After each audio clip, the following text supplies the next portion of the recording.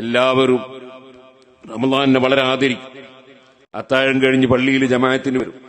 സുബഹി നിസ്കരിച്ച ഉടനെ പലരും കിടന്നുറങ്ങും. അതിന് പകരം സുബഹിന്റെ ശേഷം ഹജ്ജ് ചെയ്യണം. അതെങ്ങനെ റമളാനിൽ ഹജ്ജ് ചെയ്യുക? ഹജ്ജിന്റെ മാസമല്ലല്ലോ. ഹജ്ജിൻ താമ്മത്തിൻ താമ്മ, പരിപൂർണമായ ഹജ്ജിന്റെ പ്രതിഫലം കിട്ടുമെന്ന് നബി സല്ലല്ലാഹു അലൈഹി വസല്ലം പറഞ്ഞ ഒരു അമലുണ്ട്.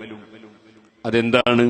സുബഹി നിസ്കാരം കഴിഞ്ഞാൽ ജമാഅത്തായി സുബഹി നിസ്കരിച്ച് അതിനുശേഷം മറ്റ് സംസാരങ്ങളൊന്നും കടക്കാതെ ദിക്റും ഖുർആനോത്തുമൊക്കെയായി, ഇൽമു പറയലായാലും അതും ദിക്റിൽപ്പെട്ടതാണ്.